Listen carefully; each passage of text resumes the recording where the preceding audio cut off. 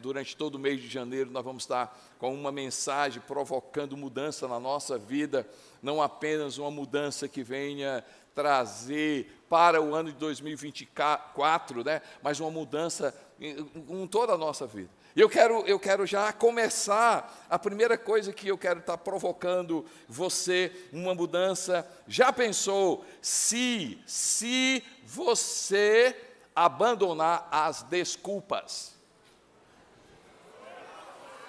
Abandonar as desculpas. Esse ano nós temos 366 dias. Esse ano é bissexto. 7 já passaram. Já está terminando. Então ainda tem tempo.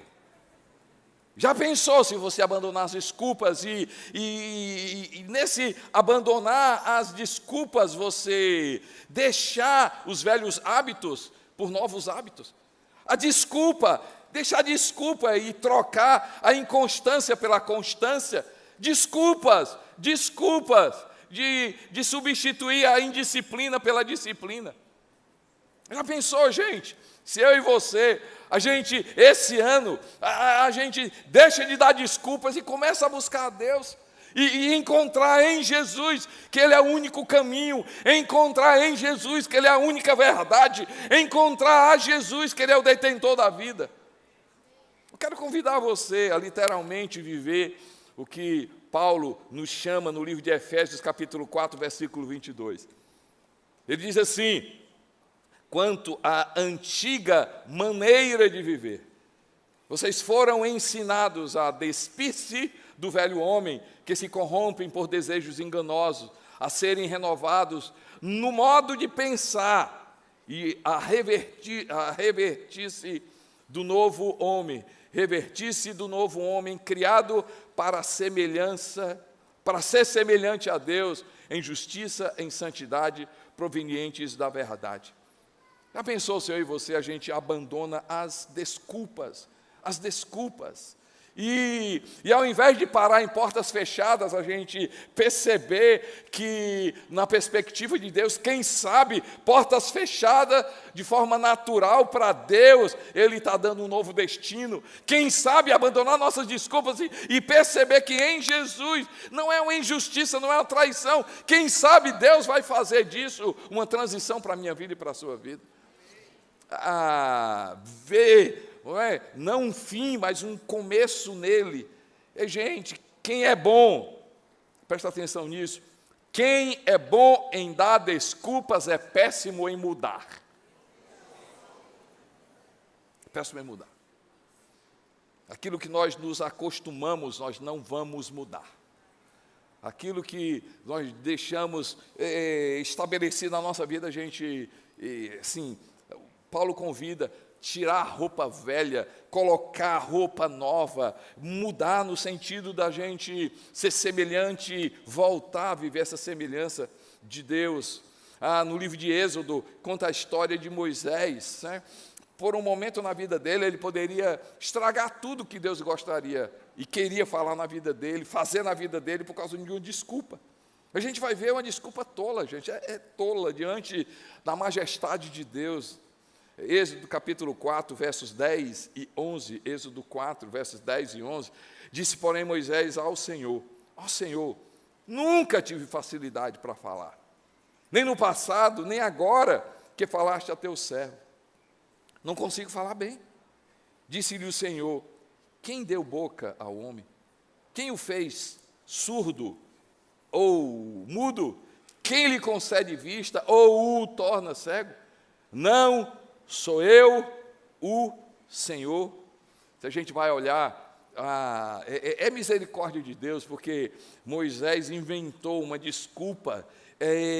Abraão e Sara, você vai ver a história de Abraão e Sara por um momento na vida dele, eles deram desculpas, a desculpa do corpo, desculpa da idade, desculpa, gente. Quando a gente vai ver Gideão, a história de Gideão, vale a pena você depois ler no livro de Juízes, sobre os juízes. Deus levanta Gideão em um momento muito importante.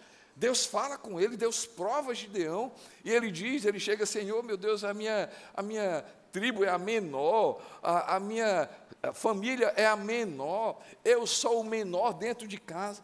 Gente, qual é a tua desculpa para as coisas de Deus? Qual é a tua desculpa? Aquilo que nós nos desculpamos é justamente aquilo que incomoda a nossa vida. Eu vou falar para você, aquilo que a gente geralmente dá desculpas, são coisas que incomodam a nossa vida. Sério, eu estava conversando com o João Vitor pela manhã, eu tenho sentido no meu coração, e a gente vai trabalhar ao longo aí desse ano, essa igreja, cada vez mais, esse ambiente onde as pessoas têm uma experiência de vida eterna, uma experiência de transformação de vida. Igreja não é um lugar para as pessoas se sentirem bem. Deixa eu explicar. Não é um lugar só para as pessoas se sentirem bem. Eu não sei quem inventou isso, não está na Bíblia. Jesus não nos aceita do jeito que a gente é. Ele nos recebe do jeito que a gente é, mas não aceita aquilo que a gente carrega. Não aceita. E já pensou se eu e você, a gente começa a abandonar, literalmente dar desculpa para aquilo que Deus quer fazer na minha vida e na sua vida. Gente, eu estava estudando e eu me lembrei desse texto, de uma pessoa que deu uma desculpa e a vida dele poderia ser mudada, mas por causa da desculpa dele. Mas por quê? Porque algo incomodou. O livro de Atos, capítulo 24, versos 24 e 25. Diz assim, vários dias depois, Félix, ali o governador, e ele juntamente tinha lá o rei também, veio com Drusila, sua mulher, que era judia, e mandou chamar Paulo. E o ouvi falar sobre a fé em Cristo Jesus. Então, eu quero falar, eu quero ouvir sobre Jesus, eu ouvi a sua fé em Jesus Cristo. Mas eu acho interessante o 25. Quando Paulo se pôs a discorrer acerca da justiça, do domínio próprio e do juízo vindouro, Félix teve medo e disse, basta, por enquanto, pode sair, quando achar conveniente, eu mandarei chamar você. O que é esse texto com aquilo que a gente está falando? Estamos falando o seguinte, gente, já pensou se eu e você, e se a gente abandonar as nossas desculpas pelas nossas conveniências? Enquanto está bom, está legal. Enquanto está bem, está jóia. Mas esse assunto, essa chamada de atenção, né, André? Isso aqui me incomoda. Não, gente. A base do Evangelho de Jesus, presta atenção nisso aqui. Está aqui, ó. Base do Evangelho de Jesus. Justiça, domínio próprio e juízo vindouro. Se você pega a conversa que Jesus Cristo tem antes de ir para os céus, ele diz assim, eu vou mandar um Consolador, estou indo, eu vou mandar um Consolador. E ele fala a respeito do Espírito Santo sobre várias coisas. E ele fala do Espírito Santo, ele diz assim, e o Espírito Santo vai convencer o mundo do pecado, da justiça e do juízo. A gente precisa parar nossas desculpas e deixar Deus arrancar todo o pecado na minha vida e da sua vida. Por quê? Porque pecado não sai com sabão, pecado não sai tomando banho, pecado não sai com terapia, pecado não sai com conversa. O único jeito para pecado se chama Jesus Cristo de Nazaré. Quando Paulo começa a apontar para Jesus, ele fica incomodado. Quando Paulo começa a falar sobre domínio próprio, porque domínio próprio é falar sobre transformação de vida. Gente, você precisa, escuta aqui, você online, nas unidades prisionais, você precisa escutar uma coisa. Você precisa experimentar experimentar o novo nascimento. Precisa experimentar um novo nascimento. Toda conversa, Gustavo, toda conversa que nós precisamos ter conosco e com amigos nossos é levar essa pessoa a ter uma experiência do novo nascimento, nascer de novo. E quem nasce de novo, literalmente diante de Deus, tem transformação de vida.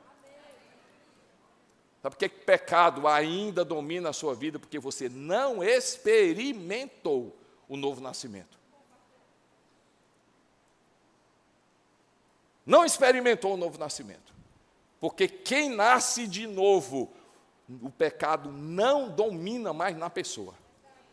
Quem ainda vive no pecado é porque não experimentou novo nascimento.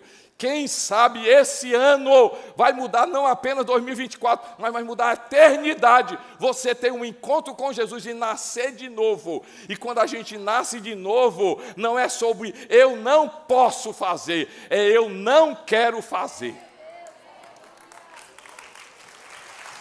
Quando Paulo começa a falar, pecado só tem jeito com Jesus, domínio próprio e mudança de vida só tem a ver com Jesus. Félix diz assim, não, isso aí eu deixo para depois. Vamos deixar para depois, gente? E quando Paulo começa a falar sobre juízo eterno,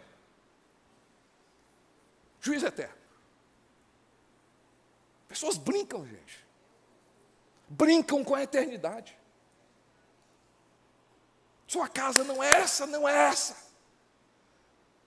Ei, glória a Deus pelos bens que você tem, glória a Deus pelo emprego que você tem, glória a Deus pelos recursos que você tem. Não compare isso com o céu. Não é para tomar conta do seu coração, não é a sua maior alegria. Não é a sua maior alegria é ter o seu nome escrito no livro da vida. A sua maior alegria é dizer que o céu é a sua verdadeira casa. Quando Paulo começa a dizer, para ir para o céu só tem um jeito, Jesus. Ele diz assim, não, deixa isso para depois. Mas já, com relação a gente, já. E se eu e você, a gente abandonar as desculpas de dizer Espírito Santo incomoda, mas eu prefiro algo que me incomoda, mas me transforma, do que algo que só está sendo conveniente para mim. Algo está conveniente para mim.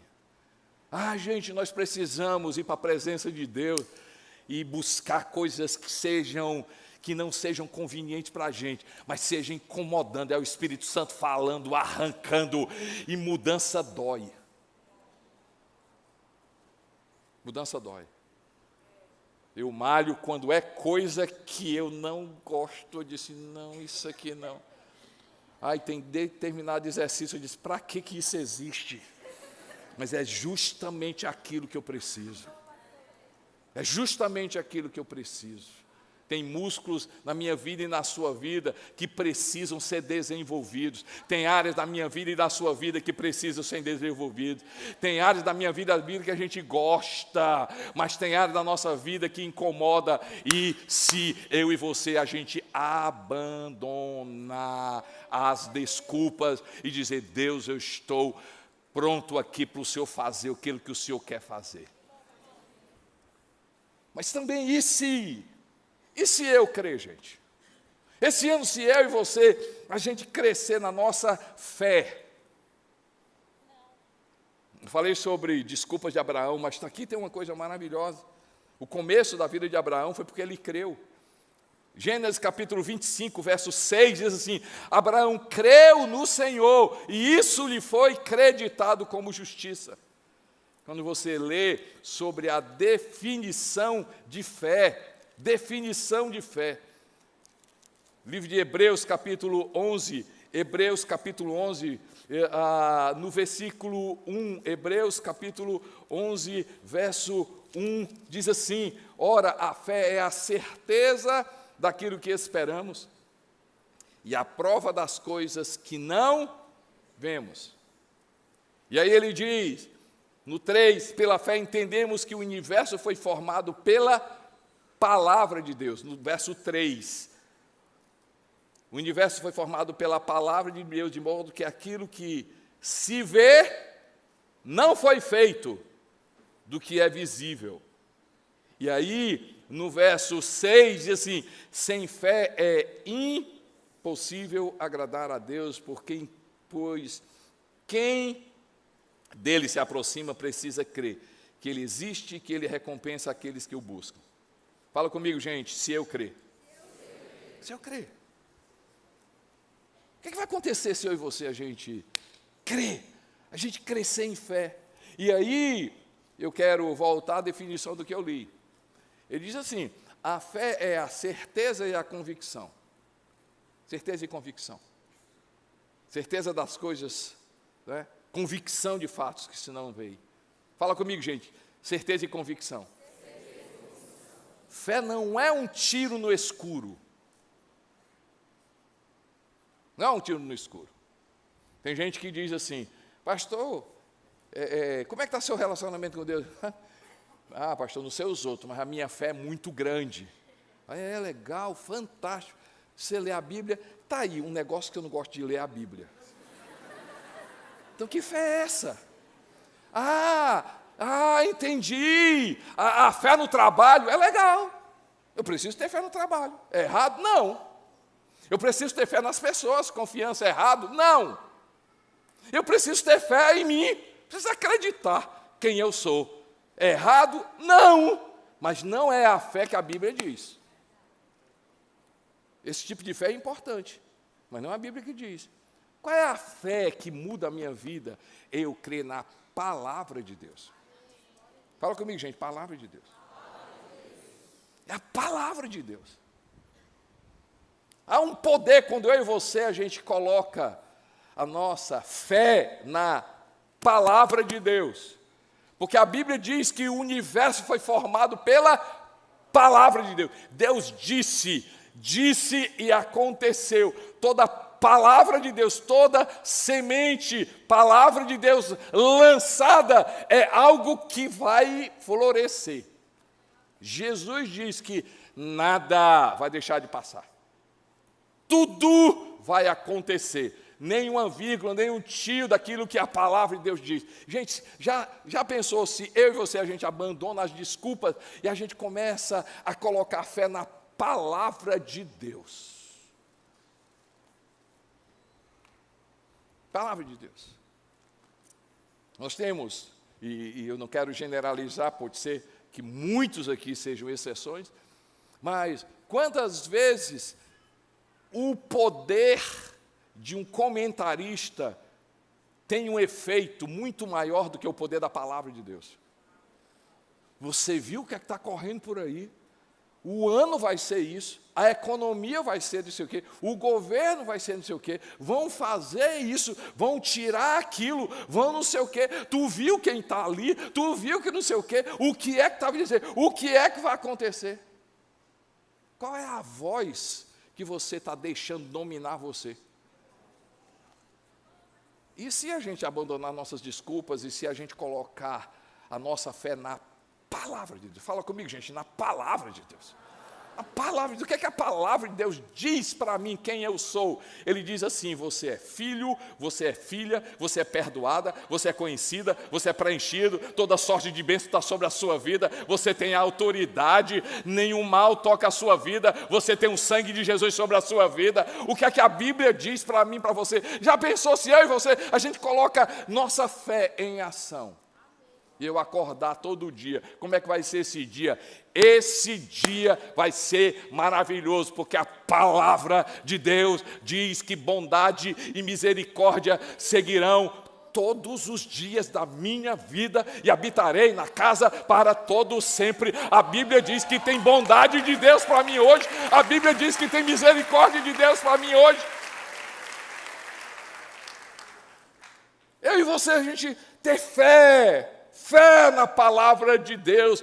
Os meus olhos, de onde vem virá o meu socorro? De onde vem o meu socorro? Olho para os montes, eu não sei para onde é que você está olhando. Olha para a cidade, olha para os prédios, você nas unidades prisionais, olho para as grades, olho para os muros, olho para o mar. O salmista diz, olho para os montes, de onde virá o meu socorro? O meu socorro vem do Senhor que fez os céus e a terra. É assim que a Bíblia diz. E se eu e você, a gente tiver mais fé na palavra, e se eu e você, a gente colocar nossa fé no Espírito Santo. O Espírito Santo. Uma palavra do Espírito Santo muda tudo, gente. Uma voz do Espírito Santo muda tudo. Se eu e você, a gente colocar nossa fé na voz do Espírito Santo de Deus. Sabe o que é que a Bíblia diz?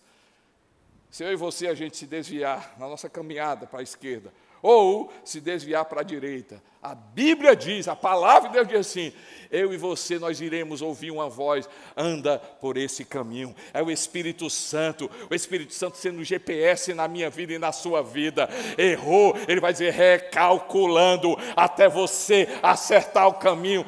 A pessoa, se eu e você, a gente escuta mais a voz do Espírito Santo. Já pensou se eu e você, a gente coloca a nossa fé nas armas espirituais? A nossa luta, muitas vezes, não é humana, Natan, mas é espiritual. O espiritual é mais real do que o físico, gente.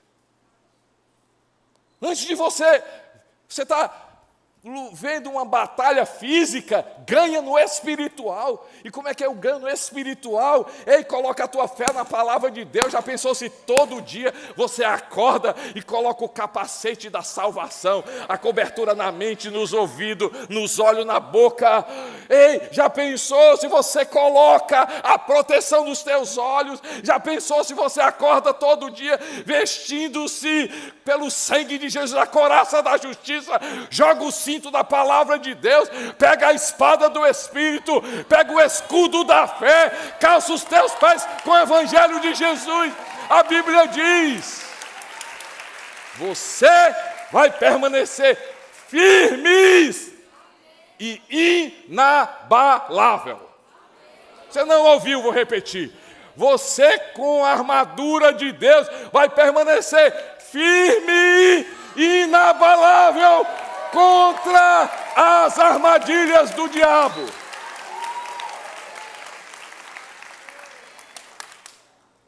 Se você tiver fé no sangue de Jesus, a gente celebrou aqui, comemos do pão, bebemos do cálice, o sangue de Jesus na nossa vida, a divina semente, a palavra de Deus, Jesus na nossa vida, o sangue de Jesus. A Bíblia diz, 1 João, diz lá que o maligno não nos toca.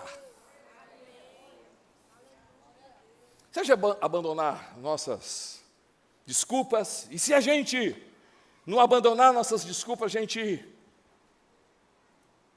crescer em fé, crer. E se no ter fé, a gente confiar.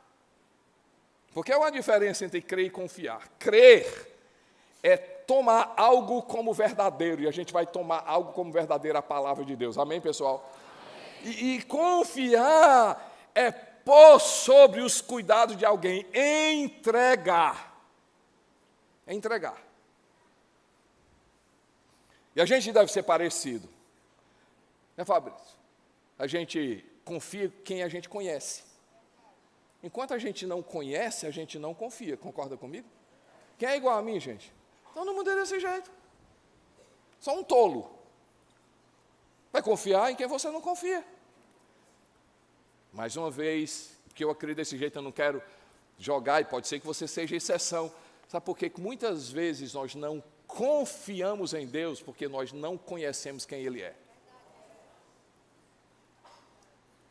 Nós não conhecemos quem Ele é. Porque quanto mais eu conheço uma pessoa, mais confiança eu tenho. Mais confiança eu tenho. O apóstolo Paulo, em uma das suas cartas, ali no capítulo 1, ele diz assim: eu oro para que vocês possam saber o poder da herança que vocês têm em Cristo Jesus. E ele diz assim: e eu oro para que o entendimento de vocês possa ser canalizado para quem Deus é. No livro de Colossenses, uma das suas cartas, ele ora por espírito de entendimento e conhecimento de Deus. A gente começar a ler a palavra de Deus, praticar a palavra de Deus, ler a palavra de Deus, praticar a palavra de Deus, ler a palavra de Deus, praticar a palavra de Deus, ler a palavra de Deus, praticar a palavra de Deus. Quanto mais isso, quanto mais experiência, mais eu vou saber quem Deus é. E mais eu vou entregar a minha vida para Deus. Coloquei a minha confiança no Senhor. A Bíblia, o salmista diz: eu coloquei a minha confiança no Senhor. Eu esperei no Senhor. Eu confiei no Senhor. E o Senhor me acudiu. Os que confiam no Senhor são como um monte de Sião que não se abala, mas permanece para sempre, assim como os montes estão ao redor de Jerusalém, assim o Senhor em derredor do seu povo. Ei, gente, deixa eu falar uma coisa a propósito disso. Todo mundo da igreja, fala comigo, todo mundo. Assim, todo mundo vai fazer fundamento da igreja. Todos os cursos da Bíblia da igreja. Pastor Marrafia vai fazer de novo, eu nunca fiz, vai fazer. Eu não tenho poder de riscar o seu nome no livro da vida. Mas se eu tiver, e se você não fizer, você vai, eu vou pedir para riscar, não vou pedir não. Brincadeira. Por quê? Porque não é só fazer um curso, é você começar a saber quem você é em Jesus, saber quem Jesus Cristo é para a tua vida, saber quem Deus é, saber a palavra, começar a declarar a palavra, viver a palavra, você começar a viver isso na sua vida, gente. E finalmente, e se eu e você, a gente tiver esperança,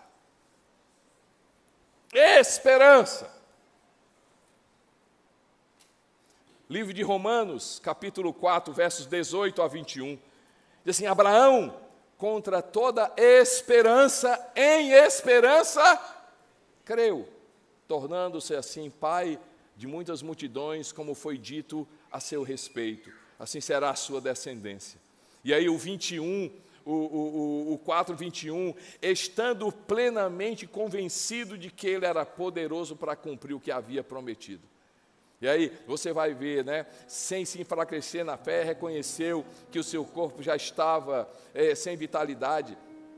E aí ele diz, ele creu, ele confiou, mas ele colocou a esperança. Interessante que você olha no texto, você vai encontrar duas vezes a palavra esperança. Abraão, contra toda esperança, em esperança creu, porque existe uma esperança que é de natureza meramente humana, mas existe uma esperança que se refere sobre fé e confiança em Deus. Escuta aqui, gente, uma definição que vocês vão. A fé, fala comigo, fé. A fé alimenta o meu espírito. A esperança alimenta a minha alma.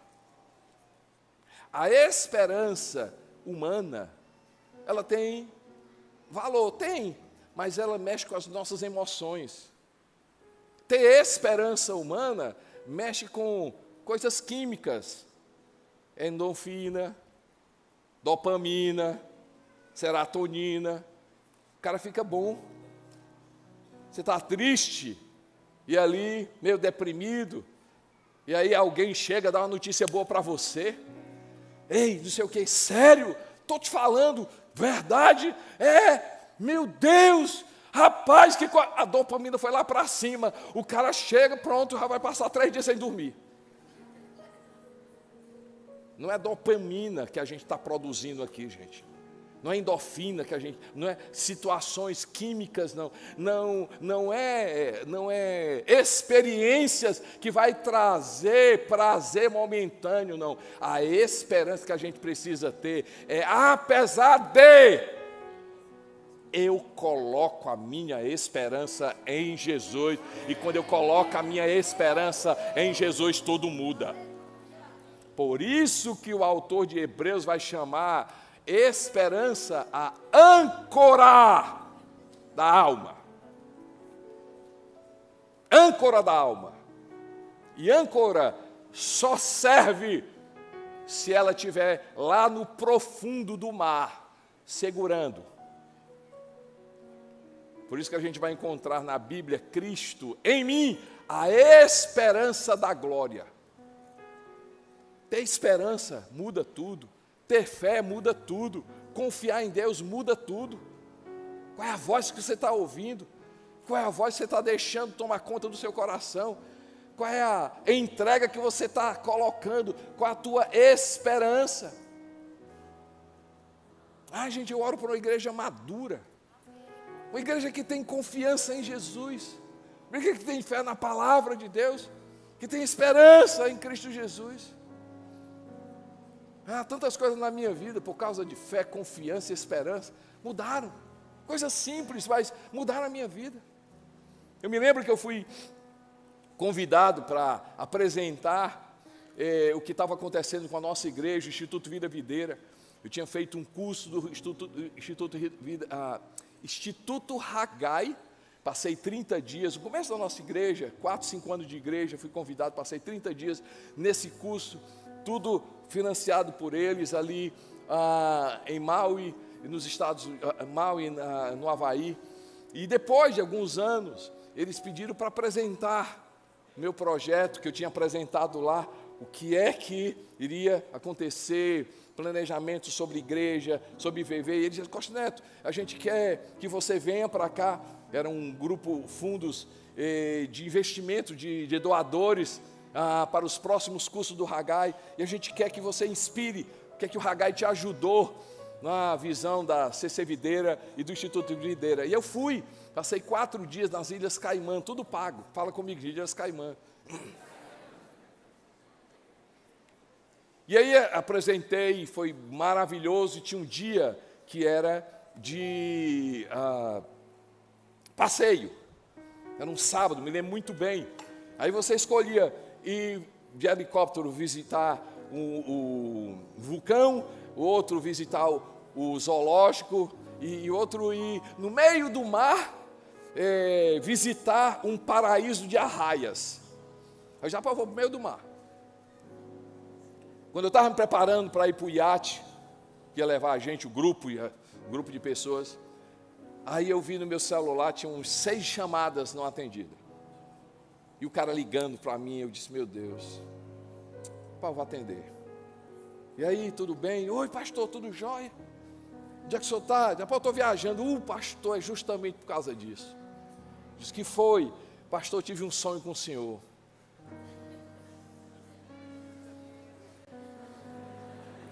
Eu caí na besteira de perguntar: como foi? Diz: pastor, eu disse: como é que foi o sonho? Pastor, o senhor está viajando, né? Estou.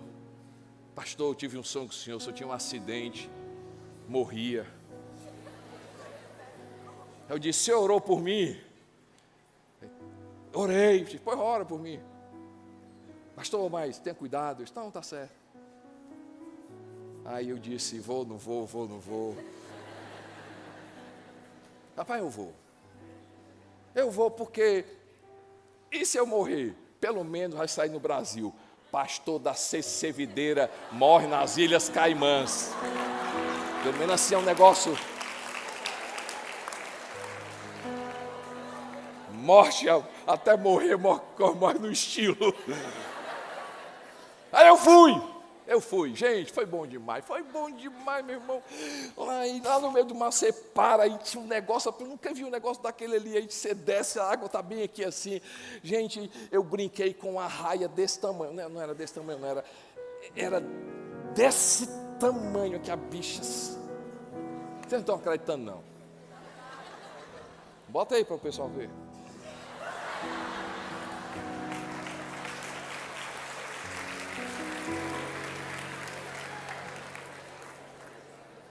Toda vida que eu conto essa história, eu digo assim: eu brinquei com a raia desse tamanho. O pessoal assim: pastor não mente não, mas exagera, né? Era desse. Mas brincadeira à parte, o que é que tem essa história com que eu quero contar? Tem muita gente que pode ligar para você e até ser algo verdadeiro. Mas você precisa, antes de qualquer telefone, perguntar ao Espírito Santo de Deus.